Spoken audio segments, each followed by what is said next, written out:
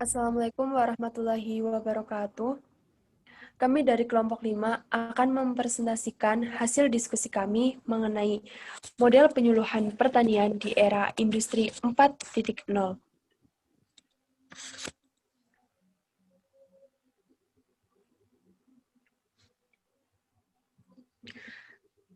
Sebelumnya, perkenalkan anggota dari kelompok 5.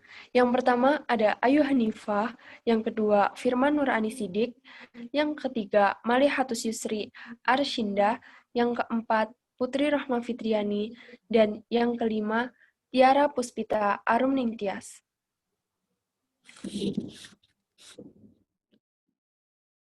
Saya akan memaparkan secara garis besar mengenai materi model penyuluhan pertanian di era industri 4.0 yang dibagi menjadi 4 subbab, yaitu pengertian era industri 4.0, pengaruh pada bidang pertanian, pendekatan penyuluh pertanian, dan peran dan metode penyuluh pertanian.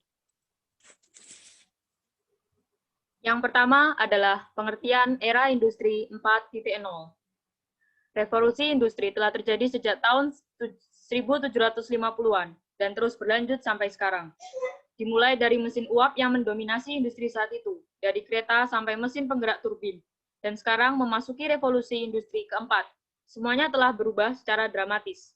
Tren otomatisasi, pertukaran data terkini, komputasi awan, Internet of Things atau IoT, kecerdasan buatan atau Artificial Intelligence atau AI, dan semua hal virtual yang mampu memudahkan kegiatan operasional kita. Revolusi Industri 4.0 menerapkan konsep automatisasi yang dilakukan oleh mesin tanpa memerlukan tenaga manusia dalam pengaplikasiannya, di mana hal tersebut merupakan hal vital yang dibutuhkan oleh para pelaku industri demi efisiensi waktu, tenaga kerja, dan biaya. Penerapan revolusi industri 4.0 di pabrik-pabrik saat ini juga dikenal dengan istilah smart factory. Tidak hanya itu, saat ini pengambilan ataupun pertukaran data juga dapat dilakukan on time saat dibutuhkan melalui jaringan internet. Sehingga proses produksi dan pembukuan yang berjalan di pabrik dapat termotorisasi oleh pihak yang berkepentingan kapan saja dan di mana saja selama berhubung dengan internet. Ada 4 prinsip rancangan dalam revolusi industri 4.0. Yang pertama, yaitu interoperabilitas atau kesesuaian, yaitu kemampuan mesin, perangkat, sensor, dan manusia untuk berhubungan dan berkomunikasi dengan satu sama lain lewat Intelligent of Things atau Internet of People.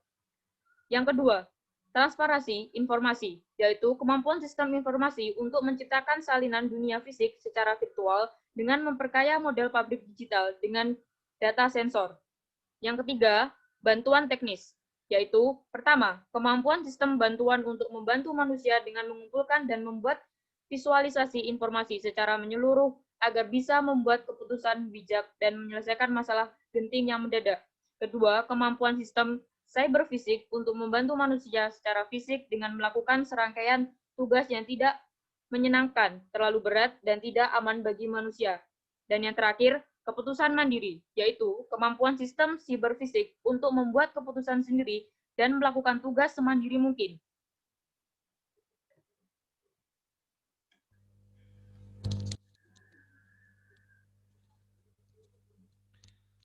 Pengaruh era industri 4.0 terhadap dunia pertanian. Ada 5 teknologi utama yang menopang implementasi revolusi industri dalam bidang pertanian. Di antaranya adalah basis internet atau Internet of Things, superkomputer atau Artificial Intelligence, kendaraan tanpa pengemudi atau Human Machine Interface, teknologi robotik atau smart robotik, serta teknologi 3D atau printing. Sektor pertanian sebagai sektor yang diandalkan dalam memenuhi ketersediaan pangan harus mampu beradaptasi dan mampu memanfaatkan teknologi digital berbasis internet tersebut. Ini karena masa depan pertanian tidak akan lagi berlangsung secara konvensional, melainkan akan tergantikan dengan peranan teknologi berbasis internet tersebut. Melalui implementasi revolusi industri 4.0 di sektor pertanian, diharapkan proses usaha tani menjadi semakin efektif dan efisien, sehingga dapat meningkatkan produktivitas dan daya saing produk tani yang dihasilkan. Namun, dalam realitanya memang dapat dilihat jika pemanfaatan dunia digital belum optimal, masih cenderung hanya untuk bersosialisasi. Akan tetapi, apabila sistem ini dijalankan dengan baik dan semua elemen masyarakat mampu bersatu, maka keberhasilan yang nyata akan terlihat di depan mata.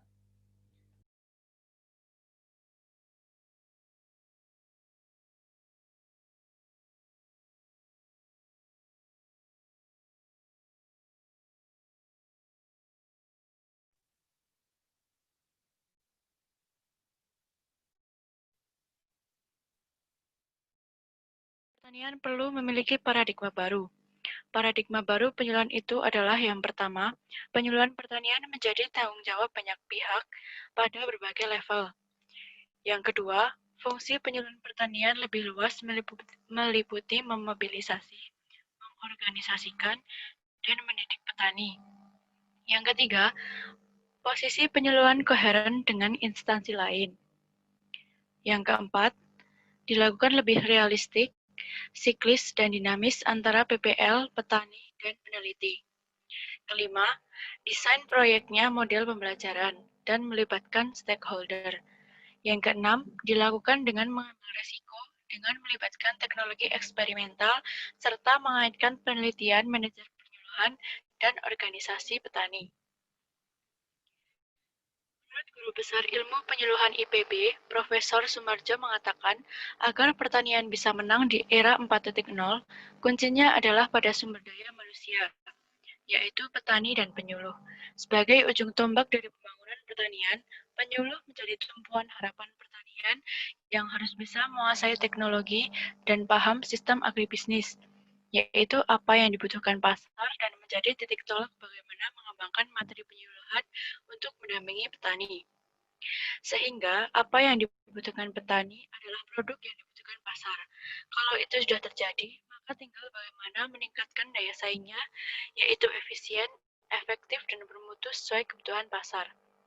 Utamanya, informasi dengan memanfaatkan komunikasi digital, yaitu dengan mengemas pesan materi penyuluhan. Karena itu, penyuluh harus menguasai akses komunikasi digital dan mengembangkan kepada petani secara verbal dan visual.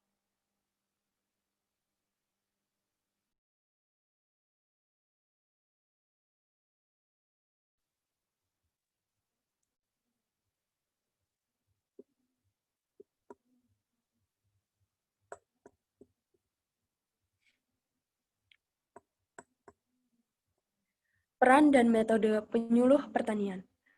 Penyuluh pertanian yang handal dan profesional pada era industri 4.0 harus dapat melaksanakan fungsi penyuluh pertanian, yaitu yang pertama, transfer teknologi, yang kedua, fasilitasi, dan yang ketiga, penasehat.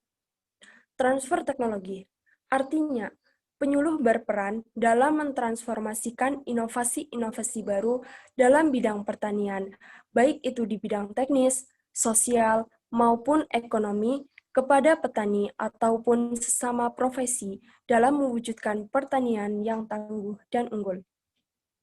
Dalam hal ini, penyuluh harus bisa menjadi sumber informasi bagi petani tentang pembangunan pertanian di Indonesia, baik secara mikro maupun makro. Yang kedua, fasilitasi. Artinya, penyuluh dapat memfasilitasi informasi yang dibutuhkan oleh petani sehingga pengetahuan, keterampilan, dan kemampuan petani meningkat sesuai keperluan mereka. Dan yang ketiga, penasehat. Seorang penyuluh seharusnya dapat menasehati atau memberikan arahan secara dinamika, perorangan, atau kelompok sehingga tercapai perubahan perilaku, sikap, dan keterampilan petani menuju kemampuan petani dan kelompok tani yang lebih baik. Penyuluh pertanian di sini berperan sebagai jembatan untuk mentransfer teknologi dan inovasi baru di bidang pertanian kepada petani, baik itu di bidang teknis, sosial, ataupun ekonomi. Selanjutnya, ada jenis-jenis metode penyuluhan pertanian. Yang pertama, ada Anjang Sono. Anjang Sono atau kunjungan merupakan kegiatan penyuluhan pertanian yang dilakukan secara langsung kepada sasaran. Kunjungan dapat dilakukan ke tempat sasaran yaitu lahan usaha tani atau ke rumah berupa pendekatan perorangan. Selain itu, apabila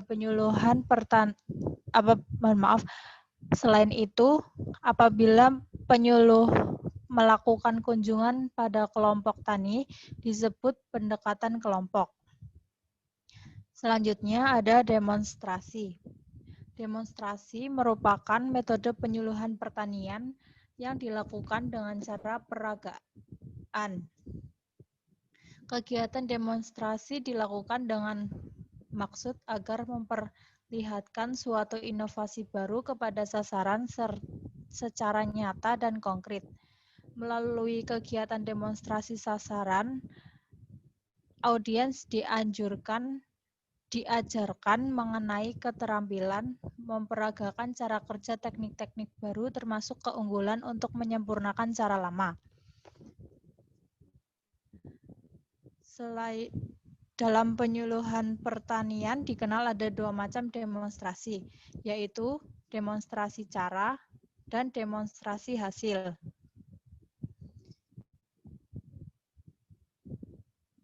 Menurut bentuknya, demonstrasi dikenal ada 4 tingkatan demonstrasi. Yang pertama ada demonstrasi plot atau demplot. Yang kedua ada demonstrasi farming atau biasa disebut demfarm.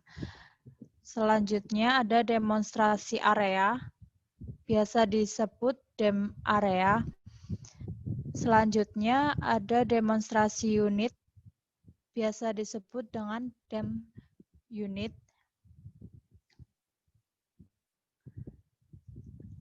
Selanjutnya ada pameran. Pameran merupakan metode penyuluhan pertanian dengan pendekatan massal. Sifatnya pengunjung heterogen, tidak terbatas hanya pada petani, tetapi juga ada yang bukan petani.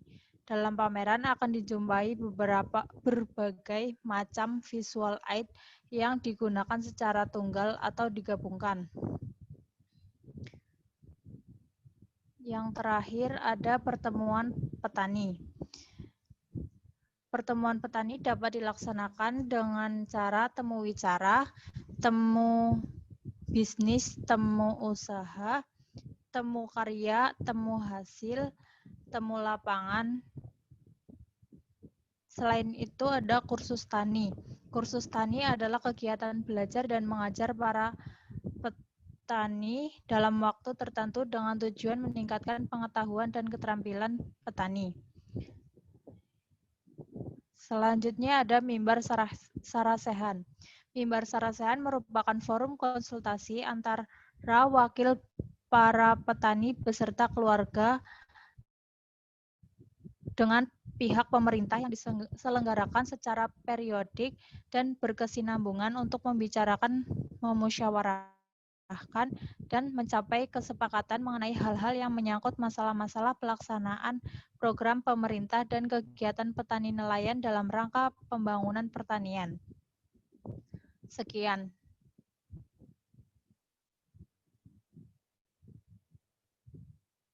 Terima kasih. Sekian presentasi dari kelompok kami. Apabila ada kesalahan, saya mohon maaf. Terima kasih dan wassalamualaikum warahmatullahi wabarakatuh.